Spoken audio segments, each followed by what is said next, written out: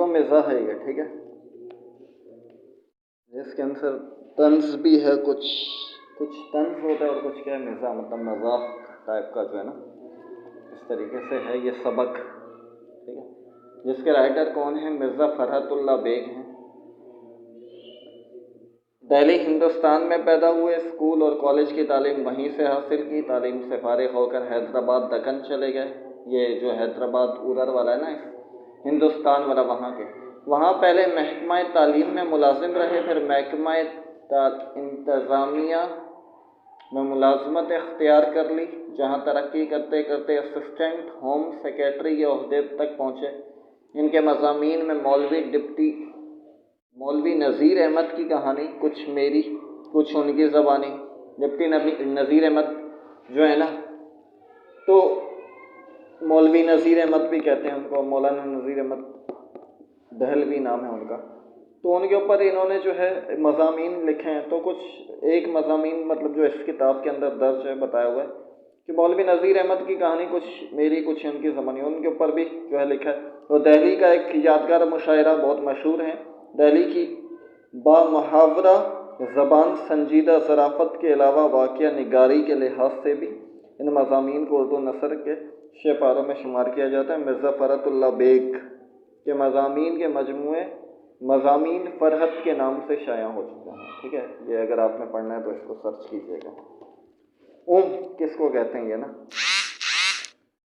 طالب علموں کو دیکھو تو کا روز سب سے زیادہ انہی میں پاؤ گے، طالب علموں کو دیکھو تو کا روز سب سے زیادہ انہی میں پاؤ گے، سال بھر کھیل کود میں گزار دیا، امتحان کا خیال آیا تو کر دیا، یعنی کل سے پڑھیں گے، مطلب آپ کا یہ ہے کہ، اور ہمارا ہم سب کا آپ المیہ یہ ہے کہ اسٹارٹ میں ہم کیا کرتے ہیں، کھیل کود، ہنسی مذاق، تفریح میں، ٹھیک ہے یہ حصہ ہے، مگر اس کو وہ نہیں بنانا چاہیے نا، پورا ٹائم آپ نے اسی میں گزار دیا، بات چیت گپوں میں، اور فضول جو ہے فضولیات ہم جو ہے باتیں کرتے رہتے ہیں، اس کی برائی اس کی برائی، اس نے یہ کیا، اس نے میرا جو ہے وہ مجھے یہ کہا، اس نے مجھے چڑیل کہا، اس نے جو میرے پیسے نہیں دیے یار، اس لیے تو یہ پی رہا تھا، سگریٹ پی رہا تھا چھپ کے، اور اس کی امی کو بتا دیتے ہیں، اس کے ابو کو بتا دیتے ہیں، یہ ساری چیزیں کی، پھر اس کے بعد امتحان کا خیال آیا تو کر دیں، یعنی کل سے پڑھیں گے، مطلب آپ کو مشکل ہونا شروع ہو گیا، آپ نے پیپر 1 مہینے بعد ہیں، سال 11 مہینے گزر چکے، پھر آپ نے کتاب کھولی تو پھر آپ کو سمجھ میں آیا کہ بڑا مشکل ہے، پھر آپ نے بولا کل کرتے ہیں، کل سے پڑھیں گے، آخر یہ یہاں تک کھینچی کہ امتحان آ گیا۔ اب یہ کہاں تک گئی، ہر روز آپ یہ کہہ رہے ہیں کہ کل پڑھیں گے، رات کو پڑھنے کا ارادہ کیا، نیند آ گئی، ویسے نہیں آتی تھی، ویسے کیا ہے، ویسے دوسرے کام چل رہے ہیں، اور جو ہے آپ موبائل میں اور اس طریقے سے لگے ہوئے ہیں اسٹوڈنٹس، مگر کیا ہے جیسے امتحان آتے ہیں آپ نے کتابیں کھولی، نیند کے جھٹکے آنے شروع ہوئے، اور آپ نے بولا کل سے پڑھتے ہیں، فیل ہوئے، اس فیل ہونے پر بھی کر دی، ٹھیک ہے کوئی بات نہیں ہے، سبھی ہوتے ہیں، کوئی بڑی بات تھوڑی ہے بھائی، تو بڑے مطلب سیاست دان ہیں وہ بھی فیلئرس ہی ہیں، تو بڑے میتھمیٹیشین، فزکس، کیمسٹ، اور جو بھی بڑے سائنسدان ہیں پیچھے فیلئرس ہی ہیں، وہ اسکول ڈراپ آؤٹ ہیں یا کالج ڈراپ آؤٹ ہیں، ٹھیک ہے، تو اس طریقے کے تو آپ نے اور ہم نے بھی یہی وہ سوچا کہ کیا فیل ہوئے تو کیا ہوا، اس فیل ہونے پر بھی کر دی ہے، بہت ہی بامعنی ہے، بے معنی نہیں ہے، بامعنی ہے، مطلب اس کے معنی ہیں، اس کے ایک معنی تو یہ ہیں کہ باپ زندہ ہیں، کھانے پینے اور اڑانے کو مفت ملتا ہے، اگر وہ بھی مر جائے تو جائیداد تو موجود ہے، قرضہ دینے کو ساہوکار تیار ہیں، اگر جائیداد بھی نہیں ہے تو کیا ہے، قرضہ دینے کو ساہوکار، مطلب بینک آپ کو قرضہ دے دے گا، پھر پڑھ لکھ کر اپنا وقت کیوں ضائع کریں، دوسرے معنی یہ ہیں کہ ابھی عمر ہی کیا ہے، صرف 18 برس ہی کی تو ہوں، یا 18 برس کا ہی تو ہوں، اگر مڈل امتحان میں 2-4 دفعہ فیل ہو چکے تو حرج ہی کیا ہے، 30 سال کی عمر تک بھی انٹر پاس کر لیا تو سفارش کے بلبوتے پر کہیں نہ کہیں چپک ہی جائیں گے، یا کم سے کم ولایت جانے کا قرضہ تو ضرور مل جائے گا، مطلب اگر 30 سال تک بھی آپ نے انٹر کر لیا تو کہیں نہ کہیں آپ مطلب کلرک اور اس طریقے سے وہ جو ہے پیون وغیرہ تو لگ ہی جائیں گے، یا ولایت جانے کا، باہر جانے کا، مطلب دبئی اور اس طریقے سے سعودی عرب کہیں اور کینیڈا امریکہ وغیرہ نہیں، ان ممالک میں، کیونکہ وہاں پر جو ہے ضرورت ہے ان کو کس کی؟ مزدوروں کی. ٹھیک ہے، تو قرضہ تو مل جائے گا، اور ذرا کوشش کی تو بعد میں معاف ہو سکے گا، اور تھوڑی کوشش کی تو بعد میں معاف بھی کر دیں گے. اس کو ٹلاتے رہیں گے، بولیں گے کل دینا ہے، کل مہینہ، اگلا مہینہ، اگلا مہینہ کر کے وہ آپ کو قرضہ کیا کر دے گا؟ معاف کر دے گا.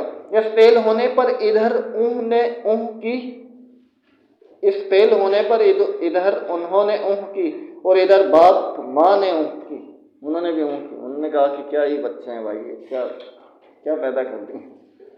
اس صورت میں ابا اور اماں کی اونہ کا دوسرا مطلب ہے، یعنی یہ بچہ ابھی فیل ہوا ہے، دل ٹوٹا ہوا ہے، ذرا کچھ کہا تو کہیں ایسا نہ ہو کہ رو رو کر اپنی جان ہی ہلکان کر دے، یا کہیں ڈوب جا کر مرے، یا کہیں جا کر ڈوب مرے.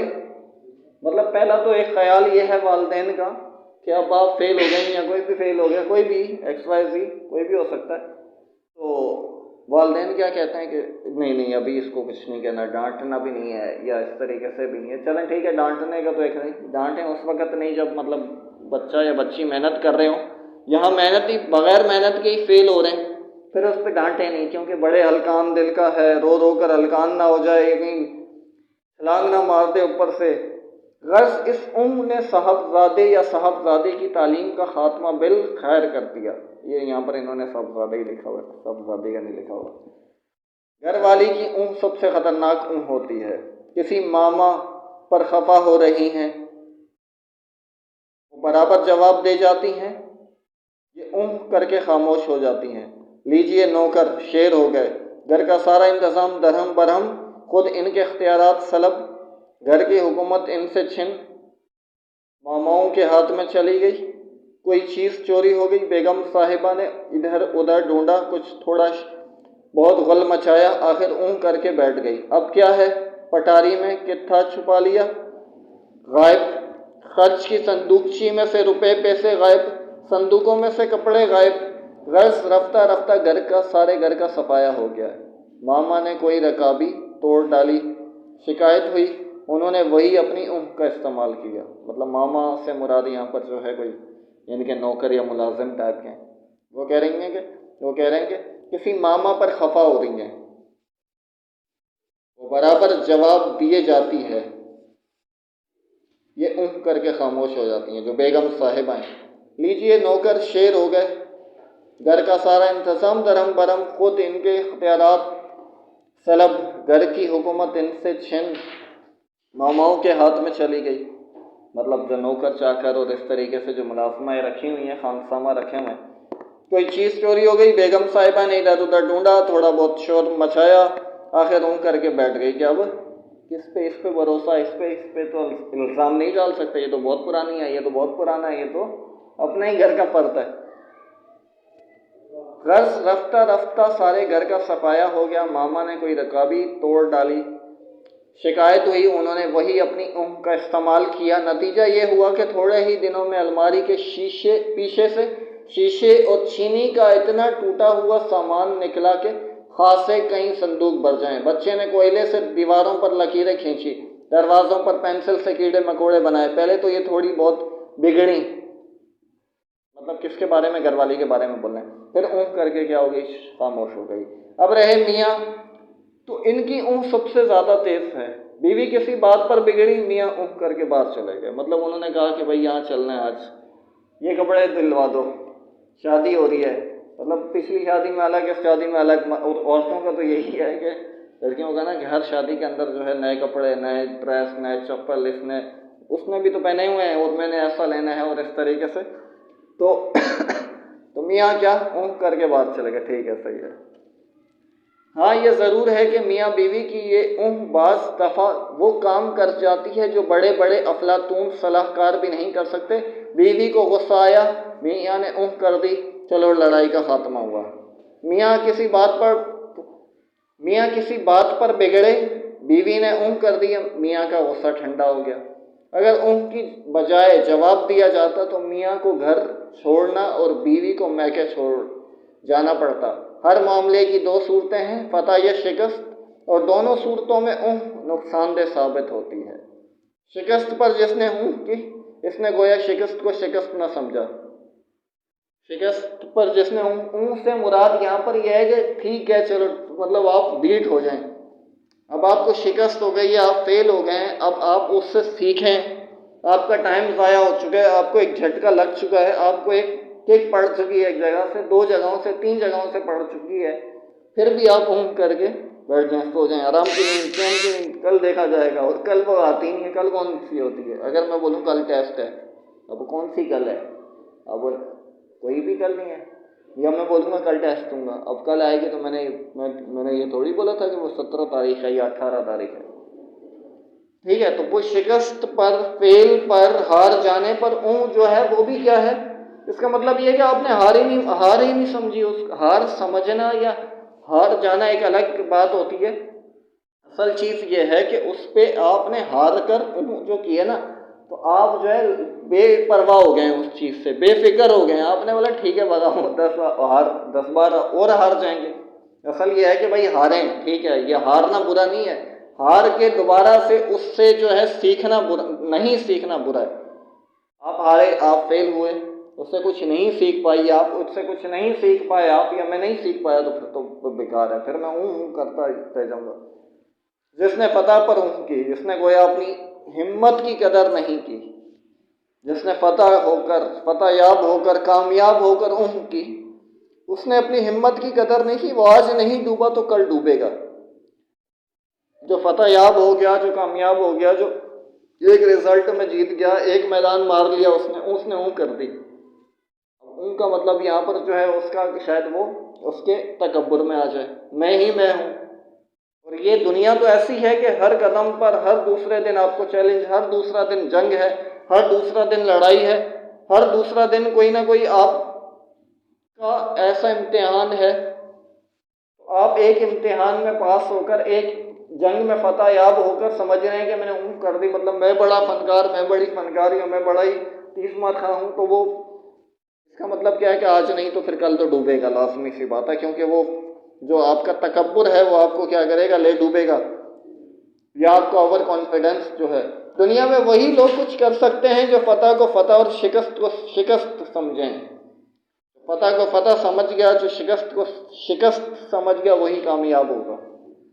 ہارنا فتح کسی جنگ کے اندر اگر دیکھا جائے تو وہ شکست بہت ساروں کو ہوئی ہے، بڑے بڑوں کو ہوئی ہے۔ اللہ کے رسول صلی اللہ علیہ وسلم ایک جنگ میں گئے، شکست ہو گئی، اس کا مطلب کیا پیچھے ہٹ گئے؟ کیا یہ ڈر گئے؟ کیا وہ دوبارہ تیاری کی گئے؟ اب ایک جنگ تھی غزوہ موتا کے نام سے، اس میں غزوہ جو ہے کہتے ہیں جس کے اندر نبی علیہ السلام شامل ہوئے، اس میں شامل نہیں ہوئے تھے خیر، مگر اللہ رب العزت نے کیا کہ وہ سارا کا سارا منظر ان کے سامنے کر دیا تھا۔ خالد بن ولید اس جنگ کے اندر کہتے ہیں کہ 3000 صحابہ کرام تھی یا 3500 صحابہ کرام، اور وہاں 2 لاکھ کی فوج تھی۔ جنگ ہوئی، پہلے صحابی شہید ہو گئے، مطلب جو جنہوں نے جنگ کا پرچم اٹھایا ہوا تھا، حضرت زید بن حارثہ رضی اللہ تعالیٰ عنہ تھے غالباً، وہ امیر تھے، وہ شہید ہو گئے۔ پھر جھنڈا جو ہے حضرت جعفر بن ابی طالب رضی اللہ تعالیٰ عنہ، نبی علیہ السلام کے چچا صاحب بھائی، علی رضی اللہ تعالیٰ عنہ کے بھائی، انہوں نے اٹھایا، وہ بھی شہید ہو گئے۔ پھر ایک اور صحابی عبداللہ بن رواحہ رضی اللہ تعالیٰ عنہ شاید وہ تھے، انہوں نے جنگ کا پرچم اٹھایا، وہ بھی شہید ہو گئے۔ پھر ایک صحابی نے اٹھایا جنگ کا پرچم، پھر انہوں نے خالد بن ولید رضی اللہ تعالیٰ عنہ کو دے دیا نا۔ خالد بن ولید رضی اللہ تعالیٰ عنہ نئے نئے مسلمان ہوئے تھے، مگر لڑنا جانتے تھے، جنگ کے اصول جانتے تھے، بڑے بڑے جنگی آدمی تھے اسلامی۔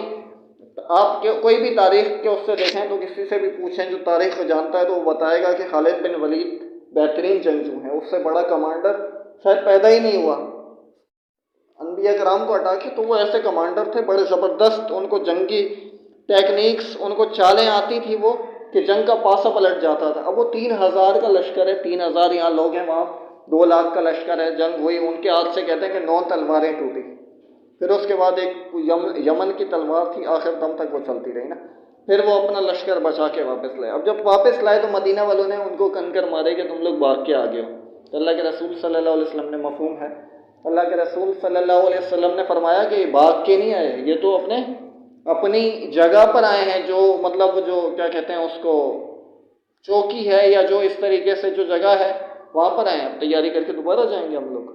تیاری کر کے اس طریقے سے بدلہ لیں گے۔ تو اس طریقے سے ہے وہ جنگ ہارنا، اس کا مطلب یہ نہیں، اب یہ بھی نہیں ہے کہ فتح کو فتح سمجھ لیا آپ نے۔ غزوہ بدر ہوئی، اب جیسے ایک آپ کو واقعہ بتاتا ہوں، غزوہ بدر ہوئی، 313 تھے صحابی، 313 تھے اور وہاں پر 1000 تھے، ہزاروں کے پاس تلواریں تھیں، نیزے اور تیر ہیں۔ یہاں پر کتنے کے پاس؟